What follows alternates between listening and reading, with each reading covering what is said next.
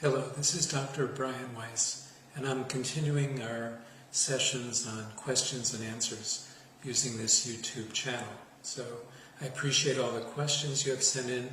Before I begin, again, I would like to say once more that these are my own personal experiences. The answers, of course, come from my own research and personal experiences and my patients, so they're kind of my view. They may not be absolutely the truth, or even if that exists, but I want you to know that this comes from my own experience. So many of you have sent in questions, and I'll be glancing down at them from time to time and trying to answer them as succinctly as I can. The first question kind of comes from Jugnu, and it's about free will and destiny. This question comes up a lot.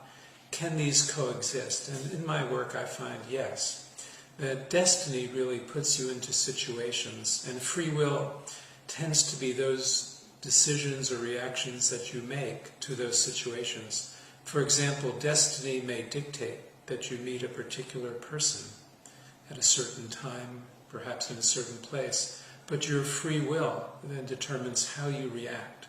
So you can accept that person or not accept that person, be with that person or not be with that person. And for example, some of the reasons you may choose not to be may be their height or weight or cultural background or socioeconomic status, things like that. These are your decisions and this is your free will. However, the destiny is that you meet. And this gets into another question that is coming from Shirley about soulmates. Soulmates to me are those souls or people with whom you've been together in past lives, and once again you're meeting in the current life. So you kind of recognize them. They seem more familiar to you, perhaps at a level that you would not expect from being together, perhaps from such a short period of time. There seems to be a familiarity, a depth of knowing. Sometimes you can finish their questions and relate at a certain vibration that you wouldn't expect from such a short time. And my finding is that frequently you have lived with those people in past lives. And so you recognize them at some level, and this is the familiarity. Of course, this gets into the previous question about destiny and free will, because these are the people we tend to meet again. Soulmates come again, together again and again, to meet, to interact, because they know how to push our buttons. We're learning lessons together. There is karma or destiny together. And so when you meet them, you of course have the free will to stay with them, to not stay with them. Now you can meet a soulmate, and you may be together for 10 minutes or 10 months or 10 years or 100 years. Sometimes the amount of time is not the important part. It is what you do in that time. You come together to learn your lessons here in this earth plane, this physical state of love and kindness and compassion, not to be prejudiced, not to hate. And that's why we often come together with our soulmates. They're kind of our classmates, learning in this great earth school that we have here. Another question comes up, and it's a little bit unrelated, and it's about ghosts.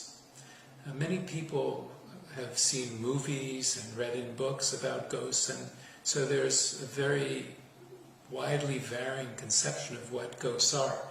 To me, what happens at the time of death is that the spiritual consciousness seems to separate from the physical body. We leave that physical body, but consciousness certainly does not end with the death of the physical body. We go on, and this gets back to that baseline comment that we are spiritual beings, not physical beings, because we survive the death of the physical body. Now, as we leave the body, perhaps we can look down and observe the body we're seeing that we have just left, and then we have a life review. We go on, we get re-energized by oftentimes a beautiful light. We meet with other spiritual beings, we review our life. Ghosts seem to be those souls that don't complete that early part of the journey. They may not go to the light right away. They may not even realize that they are, quote, dead, unquote, since there is no death, I put it in quotes. So they hang around this earth plane, maybe trying to come back into physical form or to interact with physical beings, but it doesn't work that way because they no longer have a physical body.